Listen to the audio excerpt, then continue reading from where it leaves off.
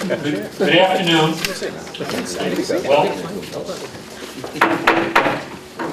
afternoon. Welcome to the November 7th session of the Cape Cod Regional Government Assembly of Delegates. I'll call this meeting to order. The meeting will also may be recorded, besides our regular recording. So we begin with a moment of silence to honor our troops who have died in service to our country and all those serving our country in the armed forces.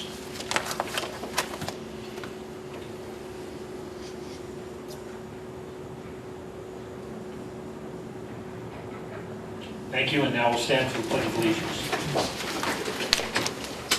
Pledge allegiance to the flag of the United States of America and to the republic for which it stands, one nation, under God, indivisible, with liberty and justice for all.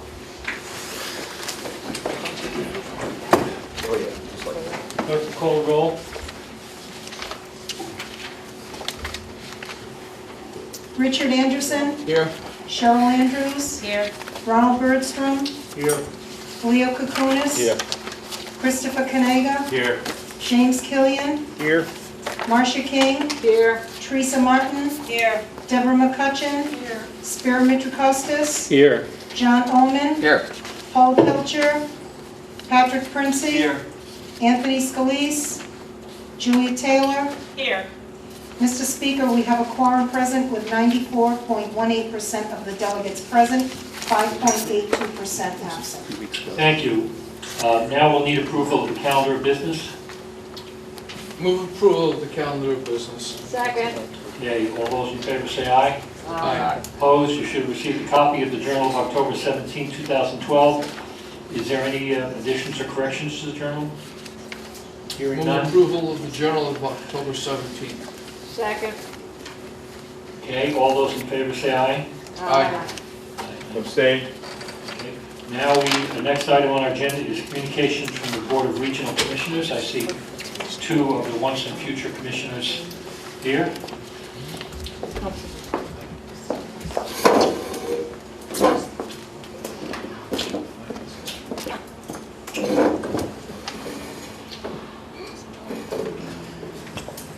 Welcome and congratulations in order. Well, thank you very much.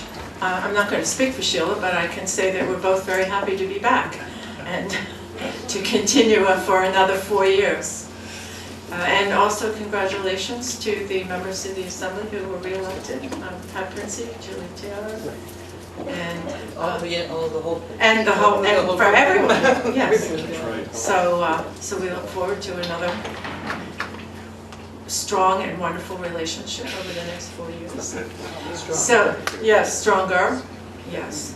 Anyway, today we took a look at the services that we have available for information technology. We met with John Morse, who's the IT director, and also Peter Carlson, who's been a consultant to the department for some time. And we were actually getting an update from them on what they're doing, and it turned out that we didn't actually have all the material available to us prior to the meeting, so we just listened to their report, and we're scheduling another meeting where we can get really into a deeper discussion about the future of information technology. The Board of Commissioners expressed concerns about the future in terms of Open Cape and the Rust services and the interconnections that will be available for us, and ways in which we can support the towns in various ways. I attended the meeting on last Friday from 9 to 12. It was a long meeting. It was a report from Inter Isle, who was hired by the EDC to go out and visit every single town on the Cape, both town halls, libraries, all the schools, and the police and fire departments. And they did an assessment of the hardware, software applications that are available, and how each of the towns, through those various departments, use their facility. And it's absolutely amazing to know that there are 211 different applications used by 15 towns. So there's a lot of variety and a lot of variation, and in terms of, and that includes the phone service as well.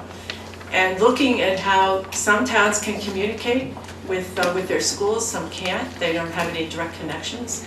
Some aren't able to connect with libraries, and police departments certainly no ways sometimes to connect with their fire departments. So a very, very interesting report, and you, I'm sure, will have a copy of it, and at some point you probably should have a presentation, not a 3-hour one, but at least an executive summary of that. Now the cost of Inter Isle was funded by the EDC using the license plate funds, because it became apparent to all of us that towns operate so independently that we don't know what types of technology they have available to them and how they use it, and if they use it to the capacity that it could be used.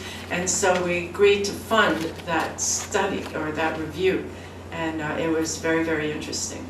So, and then we're concerned from the county level, are we positioned to take advantage as a county of what will be available to us because of the Open Cape and the fiber, the applications, the high-speed network. So we're not there yet, but we're going to have another discussion on that because we want to be sure that we're positioned. The other part of our discussion was the website, the county website, and the great need we have to have a much better website, one that has far easier to use information that people are really looking for, and ease of accessing. And the Commission's done, Cape Cod Commission's done a great job improving their website, and our Human Services Department, with under the leadership of Beth Albert, has an extraordinary website that's available to everybody on the Cape about all the services that are not necessarily provided by the county, but by all of the various links that are available to anyone who accesses that website. So that's kind of where we were today. Yeah, and just to, the bottom line of this is with the regional area network that we're going to be able to provide, we have to, what we want to make sure is our IT department is solid enough and prepared. And what is their role in this?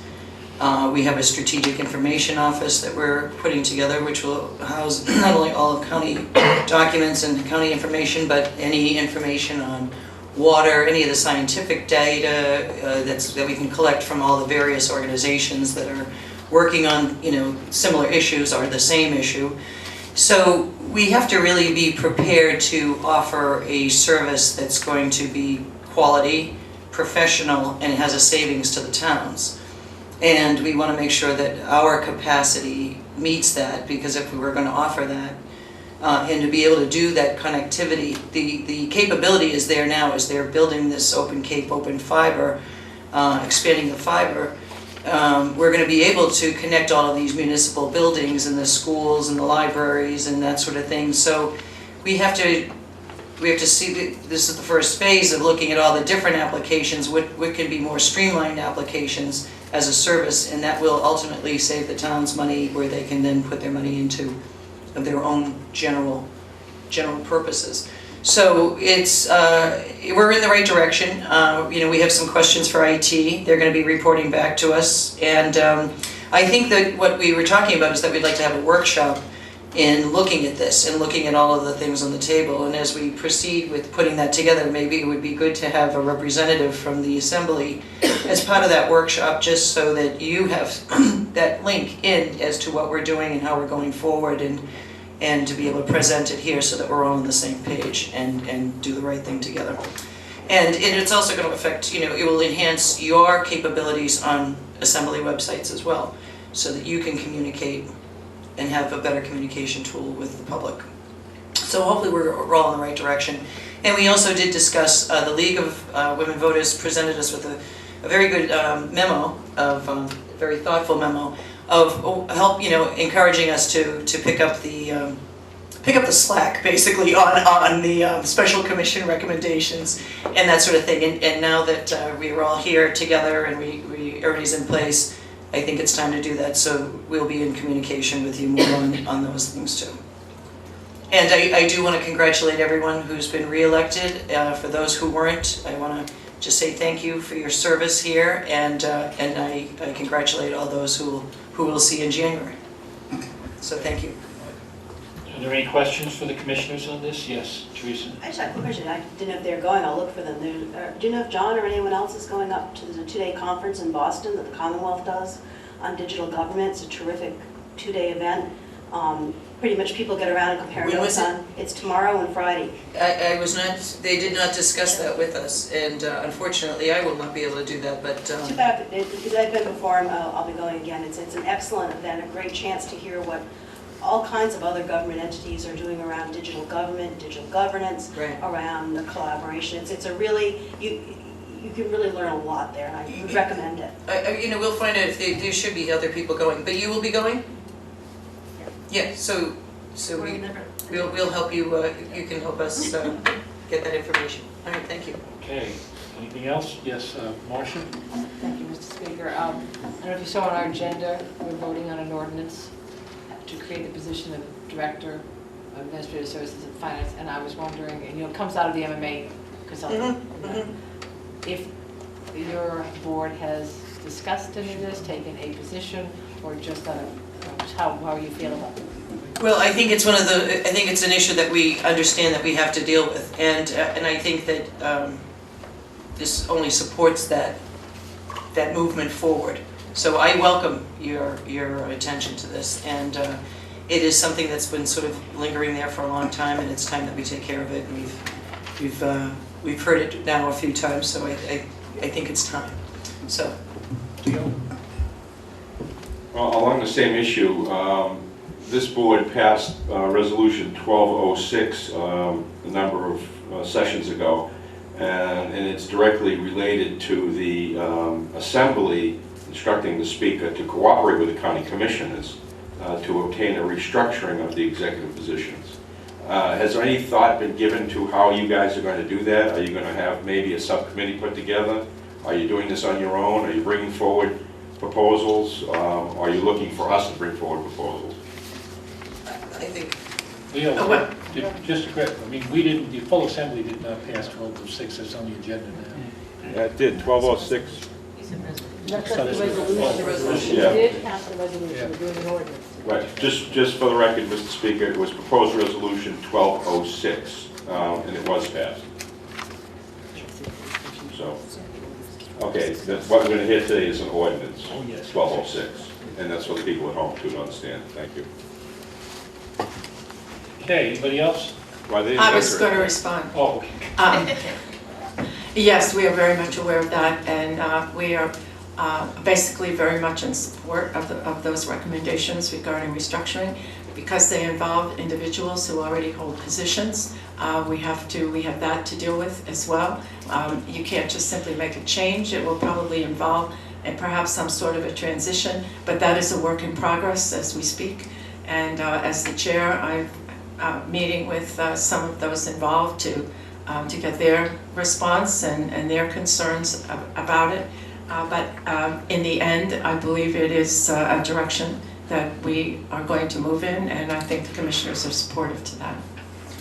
And that's really in regards to sort of like the Director of Finance and the internal restructuring. And I really do look at these as human resource issues that have been neglected within the county. And so those are things that we can do internally. But as far as the bigger picture of the structure of county government and those recommendations, those are have a constitutional they have meat to them as far as constitutional. So I don't feel like I could have an opinion on it, but I don't think that I have an opinion that can say, well, that's the right thing and that's what we should do. I think that's something that has to be thoroughly vetted out, and I would appreciate what the Assembly feels on that. If you honestly look, sort of separate, we have to separate ourselves from it because it involves everybody in this room, including this board, without trying to make it, so personal to us. But what is a good function? How do we function now, and how can that be improved? Whether it's restructuring or what improvements should we put in place? So I think that those are beneficial conversations that we should share, and And I think any deliberation you do on those would be helpful to us. So. Do you want to follow up on that, Dale? Well, I was going to just make one other statement. When we got the recommendations from the special commission, that was around February, March. And in looking at our term of office ending this year, those are major structural changes that have to be made to the county, and they require a certain amount of deliberation, they require a certain amount of creativity, job descriptions have to be created, relationships have to be defined, organizational charts have to be developed, so there's a lot of a human resources piece that has to go into that. And it didn't make sense, because you can't just do it by mandate. Those are the kinds of changes that you manage. I suppose some could just mandate them, but in order to be successful, I think they have to be managed and managed well. And I personally didn't think that was something that you could do within a very few months of not knowing whether you were going to be here for the long term or not. And I think now that we're here, and we know now that we have 4 years, we can move, I think, forward in a much more structured and responsible way to get these done. Yeah, Leo? Thank you. On another matter, at the same time that the previous resolution was passed, Resolution 1207 was also passed by this body, which, and I won't read the whole thing, but basically stated that the county asked its representative to the Board of Directors to the Cape Light Compact and the Cape and Vineyard Electric Cooperative to review their bylaws, seeing that both those organizations have been around for a number of years, and neither one of them have had a bylaw review situation. The resolution further goes on to ask the appointing authorities to ask their representatives to do that. First of all, are you aware of that resolution, number one? Number two, does the county commissioners intend on asking their representative, because they are the appointing authority, to in fact review those bylaws of both those organizations? We have, and I believe in their October meeting, they deliberated on those issues, on the recommendations that you sent forward in September, and they voted to adopt, and right now they are going to be they're involved in a total full audit that goes back to 2003, I think. I mean, it's really like a 10-year audit. They're going to go through everything, and it's going to be a very thorough, focused on their dealings, not just their dealings within the county structure. So it's going to be a very thorough audit. It's going to be lengthy. It's going to be lengthy in time in dealing with all of this. And I think that some of these things were pointed out as far as, not wrongdoing, but flags of caution. You can have a conflict here, or you can make a mistake in these practices. So, were there ever mistakes made? What were those? To really just take a look back and have that full audit. And they are looking at the bylaws as well. As a matter of fact, they did amend one bylaw to reflect today, as opposed to when the compact was first adopted. And I think maybe you should have our representatives come over and talk to you about what those votes were at the Cape Light Compact. But I do know that they took them seriously, they discussed them, and that they voted on some of them. So, but yep, go ahead. Keep going if you want. No, I was told that did not happen. I was told that, yes, the audit situation is moving forward, Right. but I was told that the resolutions that were passed by this board were turned down, in fact, by the Cape Light Compact Board, and they were not going to be doing any bylaw changes.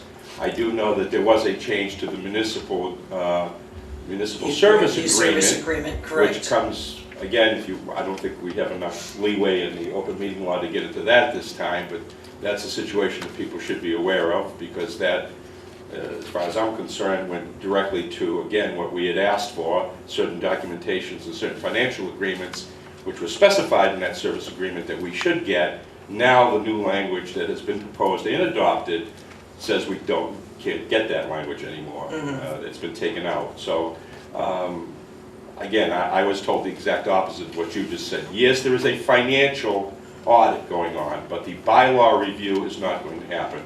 That's what I was told, and I don't know either which is true. Well, I agree with you. I got a conflicting information from a citizen, Leo, so I think that maybe we should have that straightened out before us as commissioners. Thank you. Okay. Anyway, just, you know, one thing I have to comment on, just, because that's what I do, but you know, part of the reason, you explained earlier that you didn't want to get into a lot of these big issues because there was an election coming up. The recommendations of the special commission came out in February, March. It's now November. There's going to be another election coming up, you know, in 2 years or so. I mean, Well, you know what I mean? we're starting now. Okay. Anyway, so is there anything else from the Assembly for the Commissioners? Well, thanks a lot, and once again, I'm going to be seeing you for a while. Yeah, thank you, and congratulations on being here. Thank you. Do we have any communications from public officials? Any communications from members of the public? Okay, the Assembly will now convene, and we will begin with the report from Government Regulations, Proposed Ordinance 12-06. The Government Regs Committee continued a hearing on proposed ordinance 12-06. You should have gotten a copy of the full ordinance sent to you. We deliberated over the language of the ordinance. The ordinance was submitted by Delegate Mr. Costas. We deliberated over the language and thought that it could be better expressed. And finally, the committee agreed to forward this to the full Assembly, but we recommended some changes in the language, which would take which you should have also received, but would take an amendment to amend the language, because you haven't, right now you have the full ordinance. So I'm wondering if one of the members of the committee would like to propose an amendment to, well, first of all,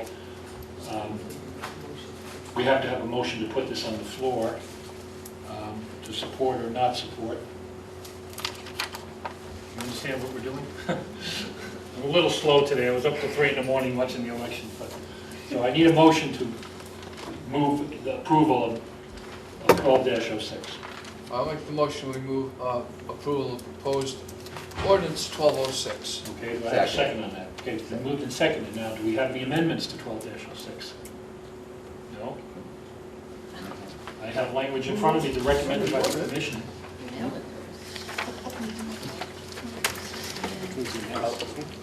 Sure. That's the one. You understand what we're doing? Condensed it, Mr. Speaker? Yeah, but while you guys are talking, I have a comment. Okay. Or in discussion.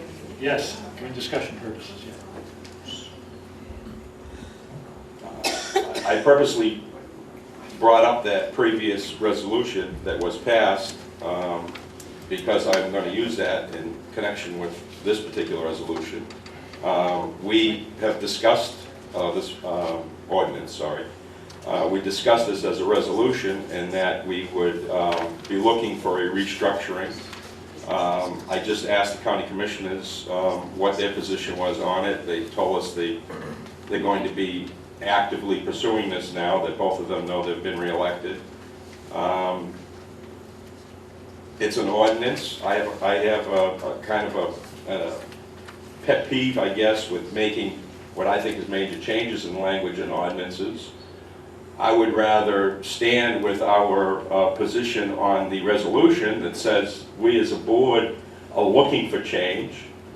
I look to our speaker for maybe putting together a subcommittee or maybe bringing forward some different proposals so we can discuss them and then put together some kind of a recommendation or a package to send along to the county commissioners if that's the way they want us to proceed. I guess at this point, certainly as it's written, and this is what we're talking about now because that's what's on the floor, I would not support it, not because I don't want to see it go that way, but just because I kind of feel at this point there's a lot of other information and a lot of other discussion we need to have to make this kind of proposed change. And I feel that we as a committee or board have taken that stand by, again, approving the previous resolution that I talked about and that I happen to bring forward. So as it's written, I can't support it. Mr. Speaker, Yeah. I'd like to amend the ordinance as proposed to the language that the committee approved for recommendation to the full body. Would you like me to read it, or is the printed version sufficient? Well, you might as well read it. So, Proposed ordinance 12-6 to create the position of Director of Administrative Services. Barnstable County hereby ordains the Administrative Services and Finance Department should encompass the management of all financial and support services, including accounting, treasury management, grants management, purchasing, and facilities maintenance. The department should include the functions of Resource Development Office. The information technology function of the county should be integrated into the proposed department. Therefore, it is necessary to create a new position, the Director of Administrative Finance Services and Finance, separate from the county administrator. all right, so you're basically Need a second. amending it by striking the language in the original proposal and substituting the language that you just As the committee recommended, yes. the committee recommended. Well, anybody can make it, you don't have to be on the committee to make a recommendation. So do I have a second on that? Second. Okay, it's been moved and seconded. So Yeah. we all understand now what we're doing. We're amending the original language of the ordinance. So if I can comment. Yeah, sure. So we're going to be deliberating on the short original version that I submitted. It was never my intention to have a long form of this ordinance. But the explanation was incorporated into the ordinance just by way of explanation why the committee stripped it out again. It's not relevant to the intent, the explanation. The intent here is sufficient. What I wanted to say was, I think Leo's pairing of the resolution and the ordinance is inappropriate. I don't think one has anything to do with the other. The resolution that we were referencing earlier specifically asks the commissioners to remove the overlapping functions of the county employees in the CLC and CVEC organizations. We're talking about taking functions that are now being undertaken by the county administrator, separating them out and embodying them in someone else. If coincidentally it happens to be one of the people they restructured, that's fine, but we're not saying that. These are two different things completely. Okay. So, yes, Cheryl. Thank you, Mr. Speaker. Then we all received this amendment as an email attachment. The way Spiro read it left off that phrase section 1, which helps me an awful lot because I got totally confused. I thought this was going to be amended to the original. So is that the intent then, that we follow what was emailed to us but strike section 1? I have no issue with section 1. If I skipped it, it was No, it makes intentional. more sense not to have a section 1 if you don't have all that other stuff. So, okay, right. Julia, did you? Yes, I apologize for not being able to come to the hearing. I've been very busy. Not just the election, but things are very big, hard in school at the moment with many students applying to college right now. However, I do in general support this idea. I actually had a very interesting conversation last night with Troy Clarkson, a former selectman in Falmouth, who served both as the administrator of Plymouth County, and now he's a town manager in another town. And he was very struck by the differences in the responsibilities and powers of those two positions, as we sort of have talked about. And so I very much see the change to the finance director as part of an overall plan, I would hope, to make some adjustments in the duties of the administrator. So I wouldn't want that to not continue forward in some way that we could at least discuss. But meanwhile, I think this is a legitimate point and might speed it along.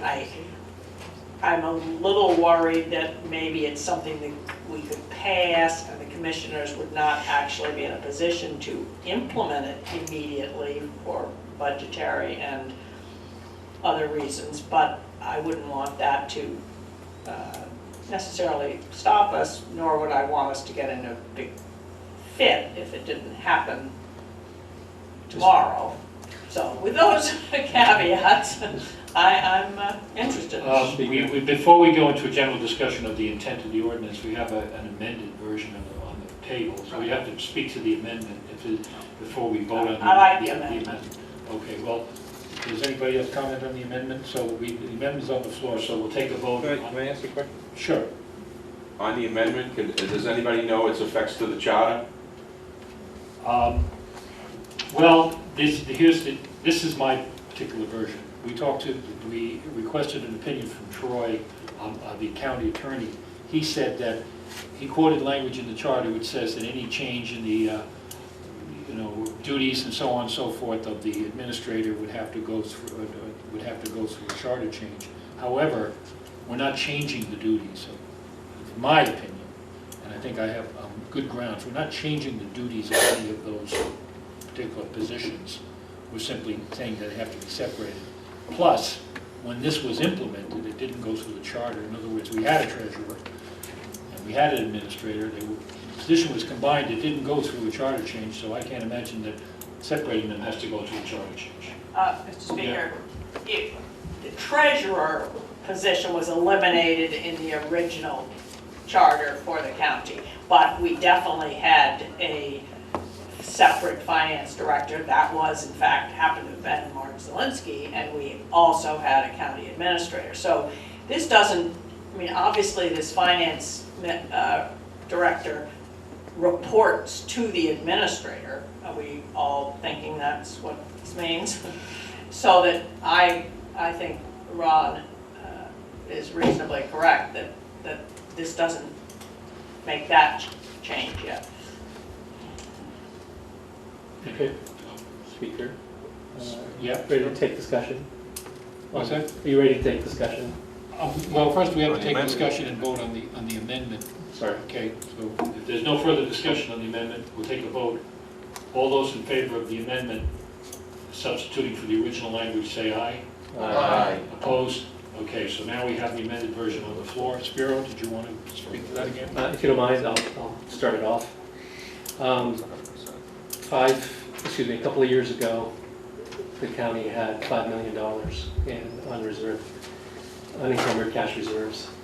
As we're heading into the back half of this fiscal year, that number is going to dip to about $3 million, if not below, depending on what happens with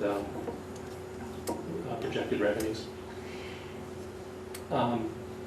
We have approved a couple of budgets in that time frame that we now see we're out of balance by way of spending more money than we took in revenues. Only by virtue of this available cash did we not incur a deficit. I don't think that issue was clear to us in the previous budget that we passed. I'm not sure it was that much more clear in the budget we passed recently, or for this fiscal year. But in our attempts to better understand it and to have somebody account for it, literally been unable to get somebody here to do that. I think it was a practice that's become acceptable because we have fluctuations in real estate tax revenues in the county. Even though our budget seems to be sort of a level base budget, it varies somewhere around $24 million year to year, with some incremental increase, but there was a reduction last year.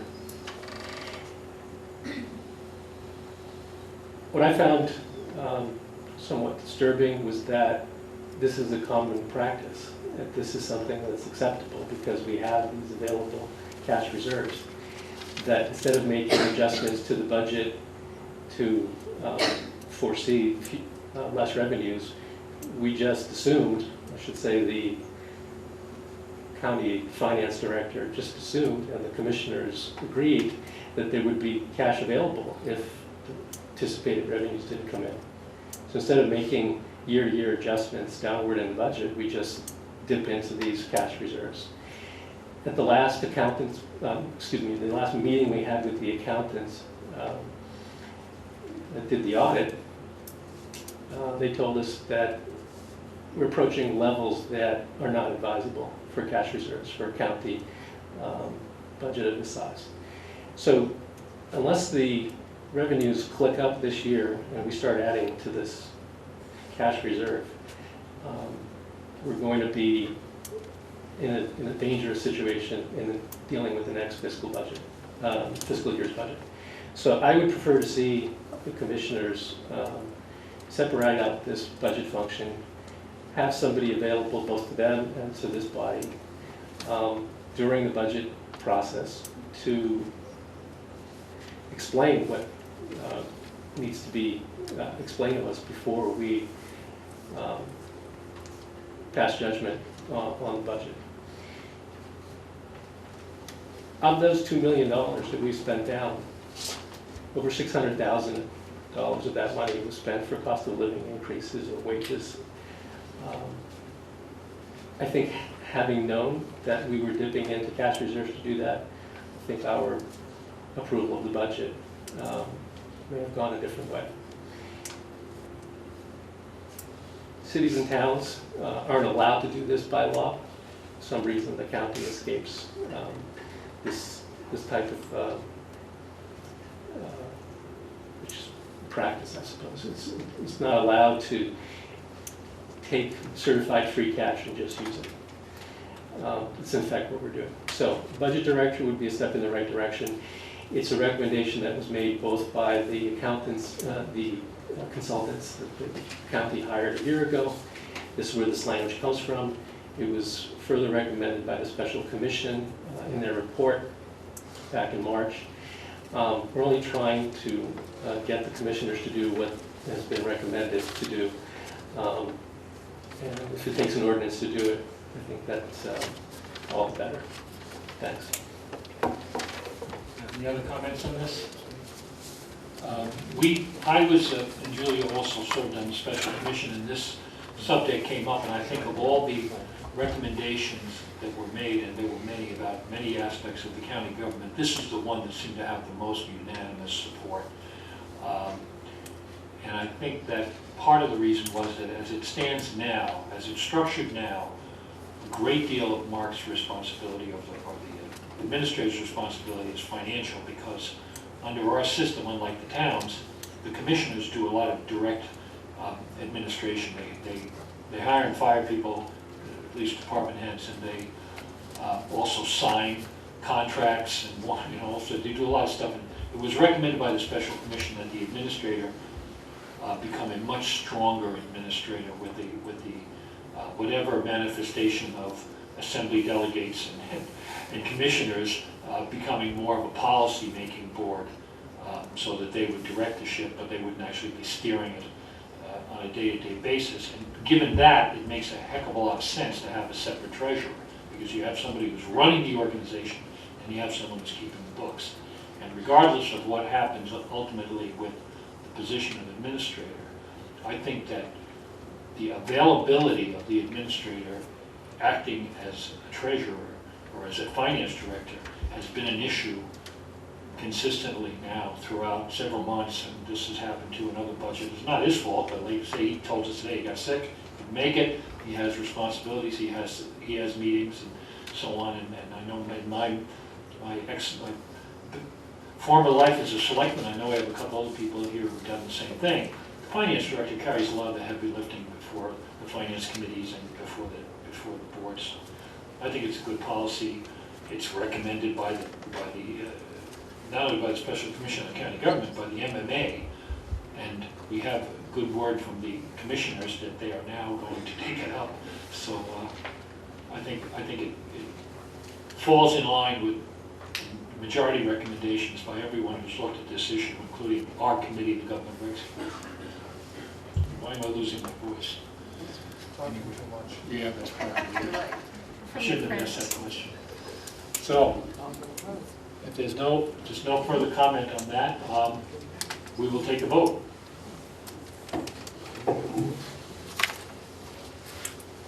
Richard Anderson, Yes. Cheryl Andrews, Yes. Ronald Bergstrom, Yes. Leo Kukunis, Yes. Christopher Kanega, Yes. James Killian, Yes. Marcia King, Yes. Teresa Martin, Yes. Deborah McCutcheon, Yes.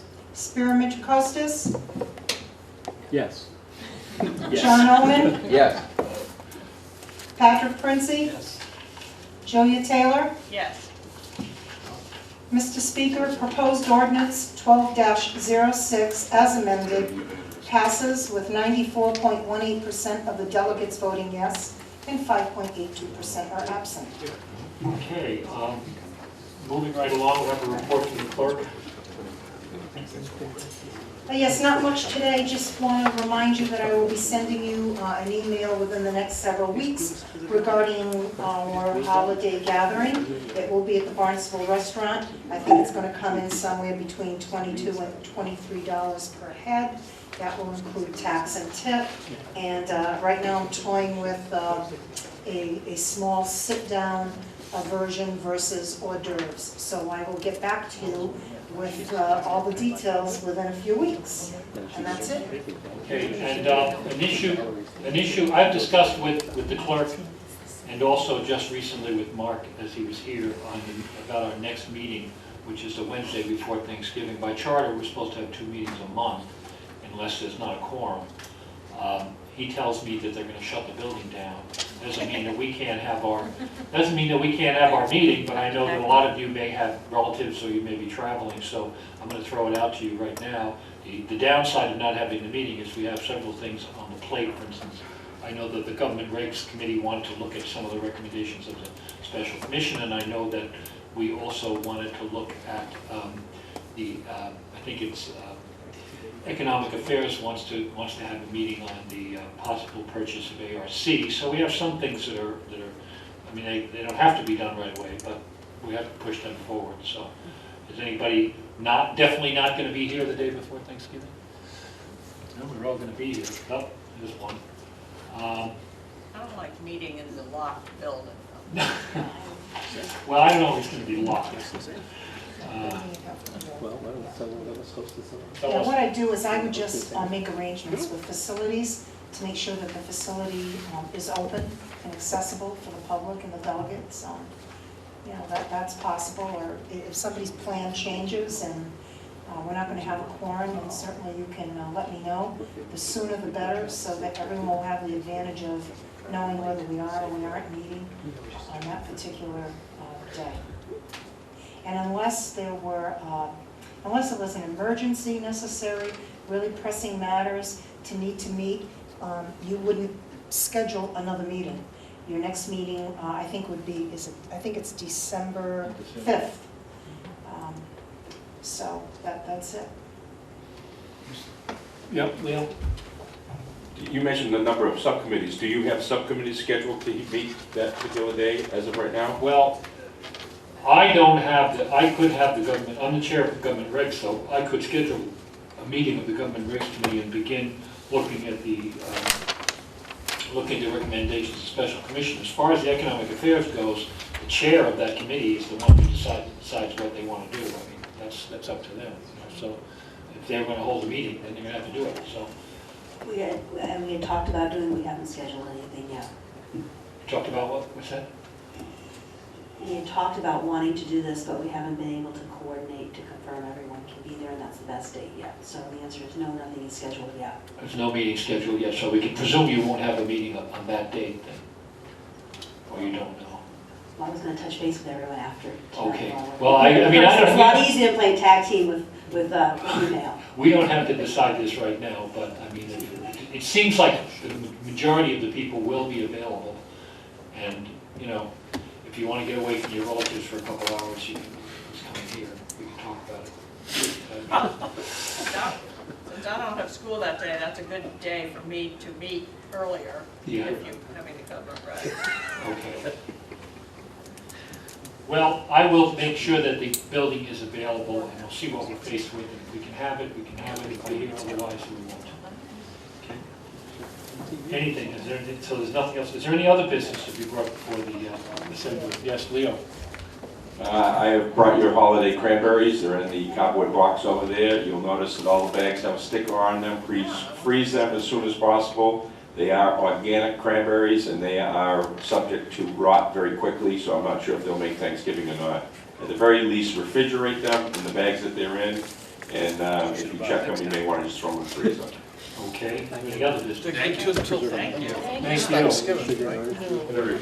Yeah, right, thank you. I would just like to say that it was my observation that this election, over half the people in Barnstable County got a chance to choose their delegate, even though it was only 4 races. There were some big things, so it was a good turnout.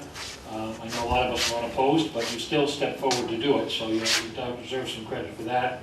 And my congratulations to the winners, and my condolences to the losers. I've been there myself several times. I know it's no fun, but that's the way it happens. So we got through the election. I'm actually going to get some sleep when I get home. I was up till 3:30 in the morning. I'm such a junkie, and I hope no one else will. So anyway. Motion to adjourn. Second. All in favor? Aye. Aye.